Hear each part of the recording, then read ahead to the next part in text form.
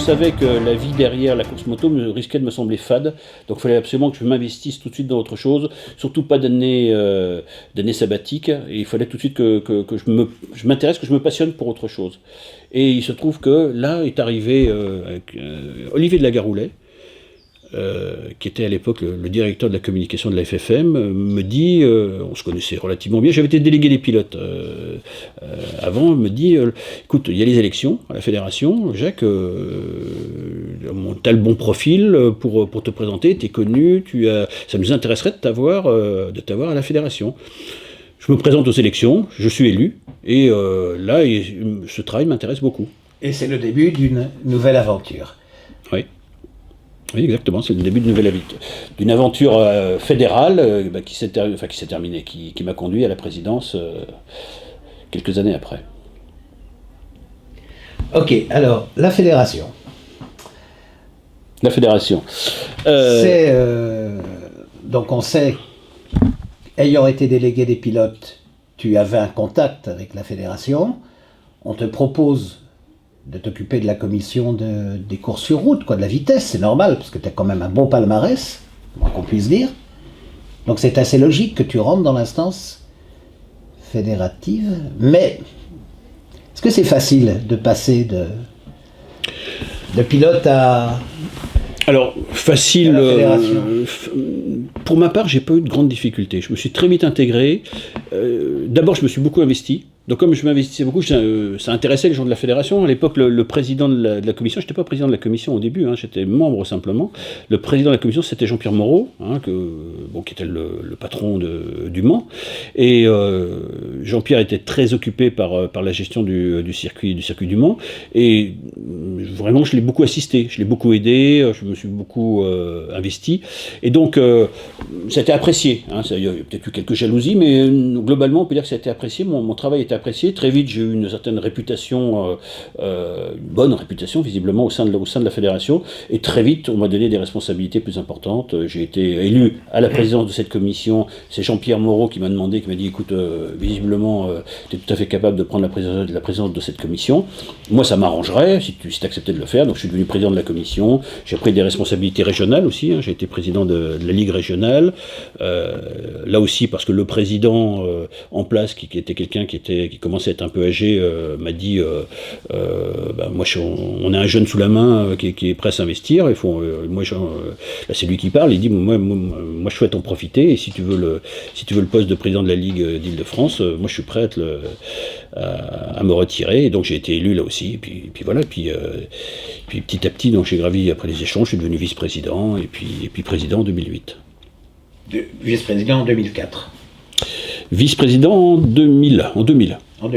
Et tu es reconduit en 2004. C'est ça. Et voilà. Et là, on estime que tu as fait ton apprentissage. Là, surtout, il fallait que le président en place accepte de ne pas se représenter, parce que faut savoir qu'il y a une prime au sortant assez importante dans une fédération. Mon prédécesseur avait plutôt bien géré la fédération, et donc il y a à ce niveau-là pas de gros reproches à lui faire. Donc j'aurais dû faire une campagne vraiment très sans doute difficile pour arriver à le battre le cas échéant, et on avait plutôt de bonnes relations. Donc moi je souhaitais pas rentrer en conflit avec lui. Donc je lui ai demandé un jour s'il avait l'intention de se retirer à terme, et il l'a pas fait tout de suite, mais il l'a fait derrière dans un deuxième temps, et donc il s'est pas représenté en 2008, ce qui m'a permis d'être élu à la présidence. Le système fédératif, tu peux nous en parler, avec notamment la journée type d'un président de fédé, mais le système fédératif est très différent de la compétition. Ou alors... Très différent, c'est un autre métier, ça n'a rien à voir, bien sûr. Ceci dit, dans tous les cas, il faut essayer d'être performant, il faut bosser. Dans tous les cas, moi quand j'étais pilote, j'ai beaucoup travaillé, je travaillais vraiment, je suis sans doute un des garçons qui s'est le plus entraîné, je me suis vraiment beaucoup entraîné. Quand j'étais pilote de Grand Prix, j'allais rouler avec une vieille 400 Kawa sur la piste de Coulommiers, ou sur la piste de Carole, donc et d'ailleurs, je sais que quelqu'un a fait un peu le même cursus, c'est Zarco, Laurent Felon à tout le temps, peut-être encore aujourd'hui, à emmener régulièrement Johan tourner avec des motos de tourisme, avec des 125 quelquefois, sur des pistes de kart, etc. Johan a beaucoup tourné, et c'est ce que j'avais fait moi à l'époque. Et donc, parce que moi je suis persuadé que le travail paye, en tout cas le travail, j'étais sans doute pas le garçon le plus doué de ma génération, mais j'ai compensé avec le travail, ce qui m'a permis malgré tout de monter à 5 reprises sur un podium de Grand Prix, parce que j'ai compensé avec le travail, voilà. Et tu reproduis à la fédération, où tu ne te poses pas de questions, tu y vas à fond. Oui, exactement. J'y vais à fond, je travaille beaucoup et alors je prends quelquefois des risques aussi parce que il faut savoir que j'ai pris souvent des positions qui ont un petit peu surpris au début. Il faut savoir que jusqu'à maintenant à la fédération, on n'attaquait pas le gouvernement parce qu'évidemment on est une fédération de délégataires de l'État, donc il ne fallait pas attaquer. Moi je dis mais pourquoi si on n'est pas d'accord avec les positions du gouvernement ou d'un préfet ou etc. Il faut le dire et donc souvent j'ai le ministère de tutelle étant les sports. Le ministère des Sports. Donc discussion franche, on va appeler ça comme ça, avec le ministère de tutelle. Oui, et donc, alors, mais bon, quelquefois ça a surpris, quelquefois on a essayé de me rappeler à l'ordre, mais moi je dis qu'on était souverain à la Fédération Française de Moto, et que si on avait envie de dire que telle disposition ne nous convenait pas, eh bien on le disait, et puis, bon, vous savez, aujourd'hui notamment, la moto n'est pas toujours politiquement correcte, et donc on a une certaine forme de motophobie qui existe réellement, et notamment dans l'administration, donc ça faut la combattre, et lorsqu'un préfet prend des dispositions qui sont choquantes, qui nous choquent en tout cas, moi j'hésite pas à le dire et j'hésite pas à l'attaquer en justice. Et on a engagé de nombre de procédures devant le tribunal administratif que généralement on gagne. On a constamment un contentieux, il y a constamment 2-3 affaires qui sont en cours, constamment. Tu peux nous donner un exemple type d'affaire ? Oui, il y en a une qui est assez exceptionnelle. Le prologue d'une compétition, d'un enduro, je crois, est organisé dans le camp militaire de Gardanne, je crois, ou Conchouers. Bon, enfin, dans la région... Pardon ? Bouches-du-Rhône, Oui, dans la région de Marseille. Et le prologue était donc dans le camp militaire, et le préfet prend un arrêté d'interdiction au prétexte, notamment, il a évoqué plusieurs arguments, mais notamment plusieurs moyens, c'est le terme consacré en droit administratif, notamment l'érosion des sols que risquaient de causer les motos. Il faut savoir que sur ce camp militaire, c'est l'endroit qu'utilisent les chars Leclerc pour manœuvrer. Donc c'est le champ de manœuvre des chars Leclerc. Donc lorsque vous avez des chars de 55 tonnes qui roulent régulièrement sur le sol, l'érosion que peut causer derrière une moto restera extrêmement limitée. Donc bon, l'argument était vraiment risible. Donc on a attaqué la décision du préfet et évidemment le juge administratif nous a donné gain de cause en disant écoutez là monsieur le préfet essayez de trouver d'autres moyens pour refuser cette manifestation, mais franchement les moyens que vous utilisez sont un peu light. C'est un peu caricatural, mais ça montre quand même que c'est un combat permanent. Aujourd'hui donc nous sommes en 2017, on en est où ? T'es arrivé au moment où ça devenait vraiment dur avec les administrations, je pense, la moto, on se voit tous. Presque 10 ans après, où en es-tu ? Où en est la fédération ? Je crois qu'on s'est bien défendu parce que, encore une fois, le nombre d'épreuves qu'on a sauvées, les gens ne le savent pas, mais on a chaque année on doit sauver 2-3 épreuves à minima. Chaque année. Donc au bout de 10 ans, ça fait peut-être 40 épreuves qui ont été sauvées grâce à la fédération. On rachète des terrains aujourd'hui parce qu'il y a régulièrement des terrains qui risquent de fermer. Il faut savoir si on est aussi fort en motocross, c'est parce qu'on a un maillage territorial tout à fait exceptionnel. Il y a à peu près 600 terrains de motocross en France. Ce qui veut dire en moyenne 6 par département. C'est un maillage tout à fait qui est vraiment extraordinaire, que les pays du nord de l'Europe n'ont pas du tout, par exemple. Et donc il faut essayer de le préserver. Bon, le problème, c'est que parmi ces 600 terrains, régulièrement, il y en a qui ferment. Souvent, c'est parce que c'est pas forcément des problèmes d'environnement, c'est souvent parce que il y a une succession. Le propriétaire décède et les enfants veulent vendre.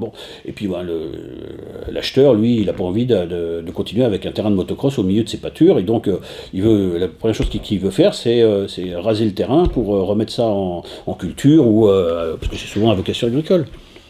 Donc qu'est-ce que nous faisons à ce moment-là? On rachète le terrain, on va voir les héritiers, on leur dit écoutez, nous on est prêts à le racheter. Donc on rachète le terrain et le club local peut continuer à fonctionner sur place. Il y a aussi l'exemple du circuit Carole. Oui. Alors ça c'est pas tout à fait la même chose. Le circuit Carole c'est un peu l'inverse, c'est-à-dire que le circuit Carole, le propriétaire c'est l'État. Donc ça, il n'était pas question de racheter l'équipement, de toute façon ça aurait coûté quand même relativement cher, mais il était question la problématique c'était sur la gestion.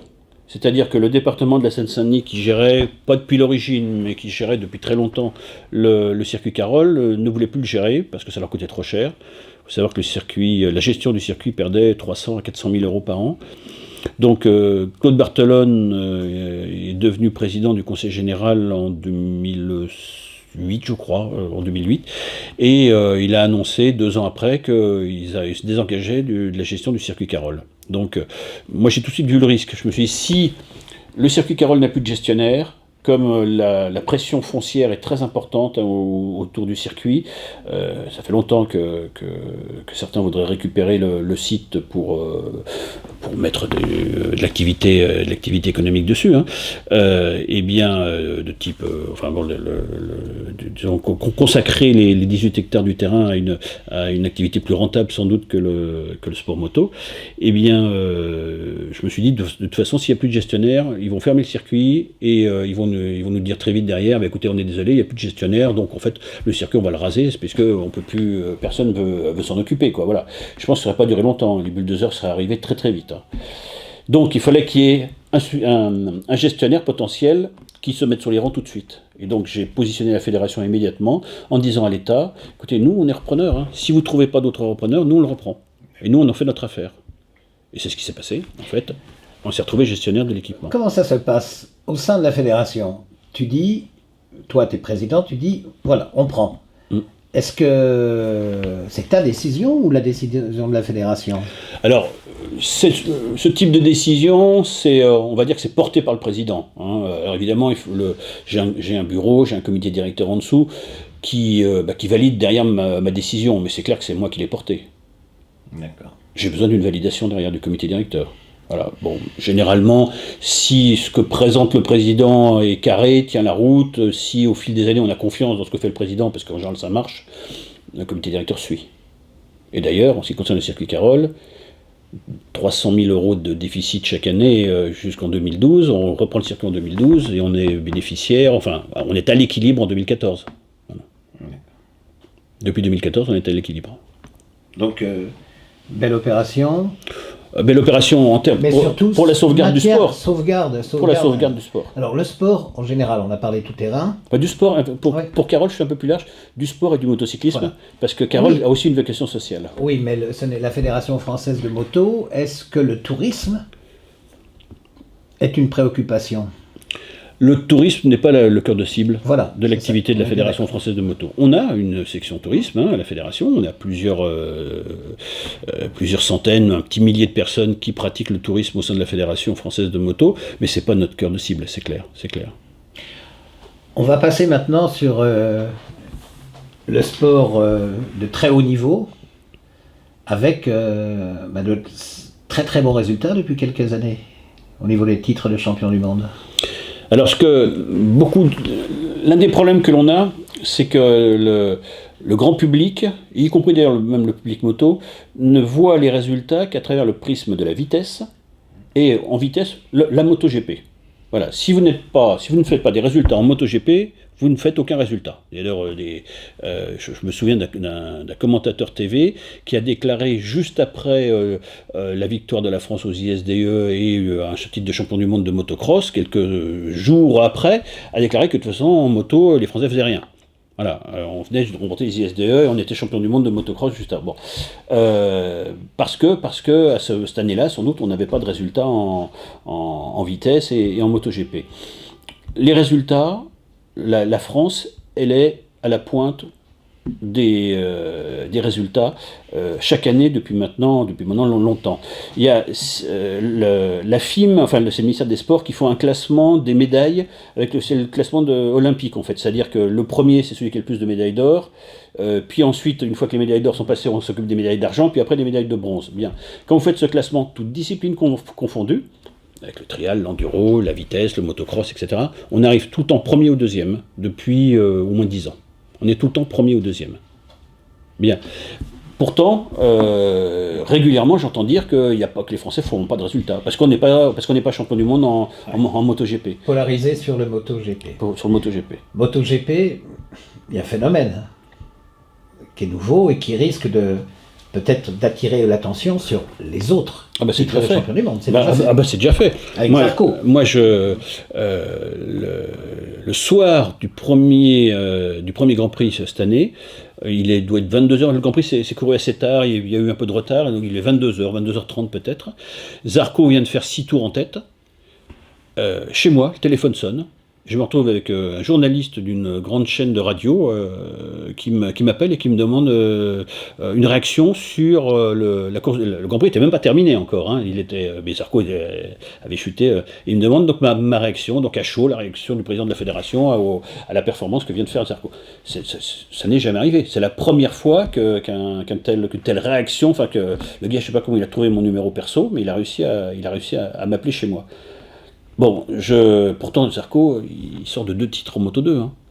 Mais lui-même dit que ces 6 tours en tête au premier Grand Prix ont eu plus de commentaires, on fait plus parler que ces 2 titres de champion du monde en Moto 2. Ce n'est pas nouveau. Alors, c'est pas nouveau à ce point-là. À l'époque où je courais en Grand Prix, c'était moins vrai. C'était moins vrai quand même. Bon, alors certes, la 500 était déjà la discipline leader, bien sûr, mais l'écart était, à mon avis, beaucoup, beaucoup plus faible. L'écart était beaucoup plus faible. Aujourd'hui, vraiment, tout est polarisé par le MotoGP, clairement. Si on parle de la fédération, on a parlé du président. Comment ça se passe? Parce qu'un président est bénévole. Plus maintenant. Plus maintenant. Non, c'est plus vrai ça. Alors, c'est intéressant, on va le garder, ça, parce qu'en fait, on est tous persuadés qu'un président est bénévole. Alors, maintenant, un président fut bénévole de façon obligatoire, parce que rémunérer un président était illégal, ce qui d'ailleurs conduisait quelquefois des choses pas forcément très claires, hein. Mais on a eu le même problème dans la vie politique, hein. Tant que le financement de la vie politique n'a pas été clairement défini, enfin, clairement, ou mieux défini en tout cas, il y avait évidemment des abus et les gens ont besoin de vivre, donc ils utilisaient des moyens discutables pour avoir une rémunération. Donc jusqu'en 2001, c'était pas possible, c'était illégal. La loi en 2001 a évolué et aujourd'hui, les fédérations ont la possibilité, c'est pas une obligation, mais ont la possibilité de rémunérer leur président. Ça me changera au fait que tu as un passé professionnel. C'est pas qu'un passé d'ailleurs, voilà. parce que c'est toujours actuel. Mais, je disais passé parce que dès que tu as arrêté la course, tu t'es orienté, tu as repris les études. Oui, c'est vrai. Voilà, ouais. C'est pour ça que je disais Oui, j'ai repris, on peut dire quasiment, j'ai commencé mes études de droit, hein, et donc en plusieurs période, parce qu'évidemment j'avais aussi une activité professionnelle et je pouvais pas me consacrer, je pouvais pas aller à l'université tous les jours pendant 5 ans, c'est pas possible, hein. Donc je l'ai fait en plusieurs temps et finalement donc j'ai clôturé ça à 40 ans. À 40 ans, j'ai passé ce qu'on appelle aujourd'hui un Master 2 hein, de droit du sport. À l'époque, on appelait ça un DESS, à l'Université de Limoges, qui est l'université réputée en matière de droit du sport. Et tu parlais donc de métier. Quel était ton métier? J'ai fait plusieurs métiers à l'époque, mais notamment j'ai tenu assez longtemps un restaurant sur les bords de Marne.